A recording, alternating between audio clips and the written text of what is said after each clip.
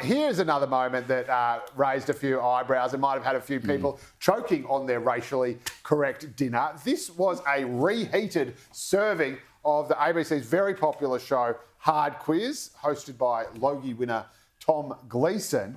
And it's been running, and I think these are actually repeats. So the amazing thing is that this somehow made it to air not once, but twice. But this is an excerpt from the show where Tom Gleeson asked a question. In case you don't know, the premise is that you ask an incredibly sort of niche question about a patient's. I think this guy might soon be a patient because some people thought it was a hospital pass.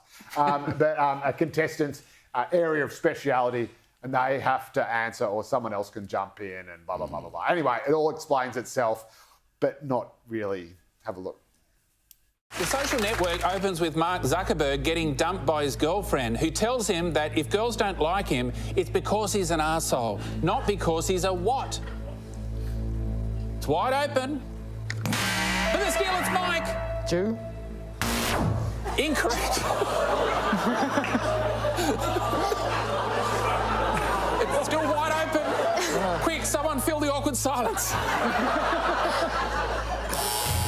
Time's up. Nerd. Yeah, it's... Now, I tell you what, if Dr. John Burdick reckons eating sushi makes you a white supremacist, I'd love to see what he makes of that. But this is just bonkers. It's just, there's so much to unpack. But to start with, let's just get inside the contestant's head here. What would make that the first word to pop into someone's head?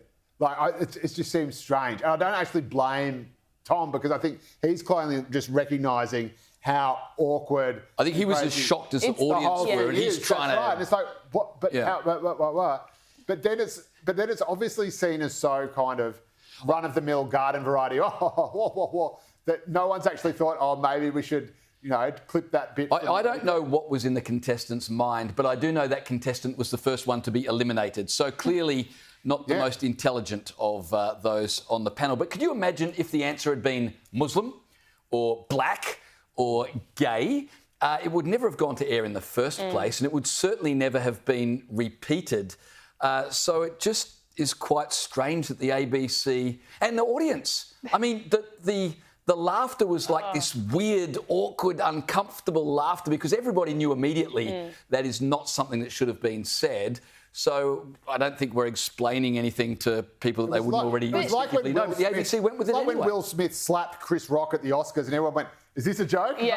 Right. No, it's horrific. And look, this is the thing. I like humour. I think we should be able to joke about things. I think we should be able to, joke about ourselves in different groups. But the whole premise of the setup there was you're being dumped for a reason, because it's a bad thing that you're being dumped. And the first thing that popped into that guy's head, probably because the Zuckerberg name, it might sound Jewish, is, well, he's a Jew. But why is being a Jewish person a bad thing? Like, why would that be the reason someone's dumped?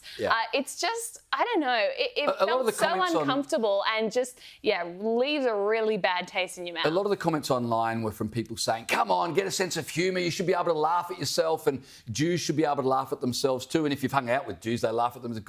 They're very self-depreciating. Lots of comedians are Jewish. But I think in the current context, it was pretty unwise, and that's being kind. But for the ABC to play it not once but twice is very odd. And it's the double standard. It's that if this was to any other group, it would not have gone to air. And people wouldn't be saying, oh, come on, laugh at yourself and get a sense of humour.